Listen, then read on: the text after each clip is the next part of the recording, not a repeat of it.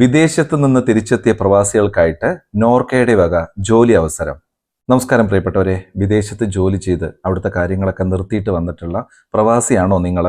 നിങ്ങൾക്കിതാ നോർക്കയുടെ വക ഒരുപാട് ജോലി അവസരങ്ങൾ. ഈ മാസം 2025 ജനുവരി 31 ലാസ്റ്റ് ഡേറ്റ്. വളരെ ഈസി ആയിട്ട് തന്നെ അപേക്ഷിക്കാൻ പറ്റും. എന്തൊക്കെയാണ് ജോലി അവസരം, എങ്ങനെ അപേക്ഷിക്കാം എന്നുള്ള കാര്യങ്ങളെല്ലാം ഈ വീഡിയോയിൽ പറയുന്നുണ്ട്.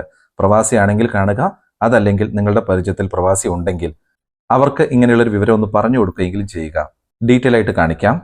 തിരിച്ചെത്തിയ പ്രവാസികൾക്ക് ജോലി ലഭ്യമാക്കാൻ നോർക്ക ആവിഷ്കരിച്ച നെയിം, അതായത് Norka assisted and mobilised employment പദ്ധതിയിൽ അപേക്ഷ ക്ഷണിച്ചു.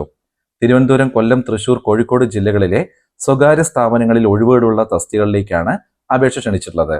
ഓട്ടോമൊബൈൽ, MSME, ധനകാര്യം, farmer producer company, man power സ്ഥാപനം എന്നിവയിലാണ് ഒഴിവുകൾ. 2 വർഷത്തിലധികം വിദേശത്ത് ജോലി ചെയ്ത ശേഷം നാട്ടിൽ തിരിച്ചെത്തി 6 മാസം കഴിഞ്ഞ വിസ ഇല്ലാത്ത പ്രവാസികൾക്ക് നോർക്ക റൂട്ട്സിന്റെ വെബ്സൈറ്റിലൂടെ 31-നകം അപേക്ഷിക്കാം. വിവരങ്ങൾക്ക് ഈ ഫോൺ നമ്പറിൽ ബന്ധപ്പെടാം. ഫോൺ നമ്പർ ഒന്ന് സ്ക്രീൻഷോട്ട് എടുത്ത് വെച്ചോളൂ.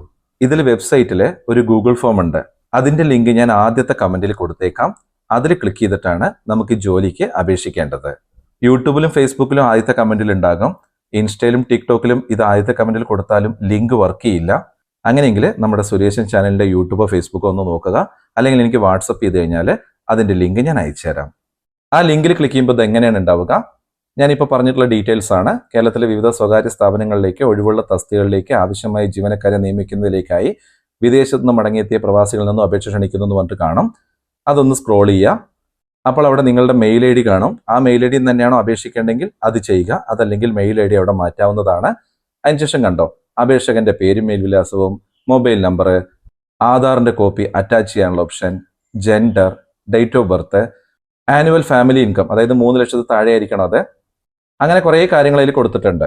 എത്ര വർഷം വിദേശത്ത് ജോലി ചെയ്തിരുന്നു, കേരളത്തിൽ തിരികെ എത്തിയ വർഷം, പാസ്പോർട്ടിന്റെ ആദ്യ അവസാന പേജിന്റെ പകർപ്പ്, അതൊക്കെ അപ്ലോഡ് ചെയ്യണം. അതുപോലെ 2 വർഷം വിദേശത്ത് ജോലി നോക്കിയതിന്റെ വിസയുടെ പകർപ്പ്, നിങ്ങളുടെ ക്വാളിഫിക്കേഷൻ, പിന്നെ സർട്ടിഫിക്കറ്റുകളുടെ പകർപ്പുകൾ, അപേക്ഷിക്കാൻ താല്പര്യമുള്ള തസ്തികകൾ. താഴെ കൊടുത്ത തസ്തികകളിൽ നിങ്ങൾക്ക് താല്പര്യമുള്ളതിലൊക്കെ ടിക്ക് മാർക്ക് കൊടുക്കാം. നോക്കൂ എത്ര ഒഴിവാണെന്നുള്ളത്. ഒരുപാട് കാര്യങ്ങളുണ്ട് കേട്ടോ. Team leader, assistant sales manager, service advisor, floor supervisor, square incharge, അങ്ങനെ കുറേ ഉണ്ട്. ഇതിൽ നിങ്ങൾക്ക് ആവശ്യമുള്ളതെല്ലാം ടിക്ക് മാർക്ക് കൊടുക്കുക. പിന്നെ ഫീൽഡ്, തസ്തിക തിരിച്ചുള്ള പരിചയം വ്യക്തമാക്കുക, എത്ര വർഷമാണെന്നുള്ളത്. പിന്നെ പ്രവൃത്തി പരിചയ സർട്ടിഫിക്കറ്റ്, എവിടെയൊക്കെയാണ് ജോലി ചെയ്യാൻ താല്പര്യമുള്ളത് എന്നുള്ളത് ടിക്ക് മാർക്ക് കൊടുക്കുക. നിങ്ങൾക്ക് അറിയുന്ന ഭാഷകൾ, പിന്നെ എന്തെങ്കിലും അധിക വിവരങ്ങൾ ഉണ്ടെങ്കിൽ അതോടെ രേഖപ്പെടുത്തിയിട്ട് താഴത്ത് സബ്മിറ്റ് എന്നുള്ളത് കൊടുത്താൽ മതി. അങ്ങനെ സബ്മിറ്റ് കൊടുത്തു കഴിഞ്ഞാൽ ഇതിൻ്റെ ഒരു കോപ്പി നിങ്ങളുടെ മെയിലിലേക്കും വരുന്നതാണ്. വീടും നാടും വിട്ടിട്ട് ഒത്തിരി കാലം വിദേശത്ത് ജോലി ചെയ്തിട്ട് നിർത്തി വന്നിട്ടുള്ള ആൾക്കാരുണ്ടാകും. വന്ന ശേഷം ഒരു 5-6 മാസം കഴിഞ്ഞാലാണ് ഇവിടെ ഇരുന്ന് ബോറടിക്കുന്നു, എന്തെങ്കിലും ചെയ്യണം എന്നൊക്കെ കരുതുണ്ടാവുക.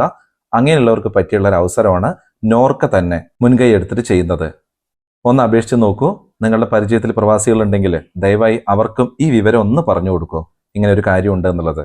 അങ്ങനെ നമ്മുടെ ഈ വീഡിയോ കണ്ടിട്ട് അപേക്ഷിക്കുന്ന എല്ലാവർക്കും ജോലി കിട്ടട്ടെ എന്ന് ആശംസിക്കുന്നു, പ്രാർത്ഥിക്കുന്നു. ജോലി കിട്ടിയ ശേഷം ഒന്ന് അറിയിക്കണേ.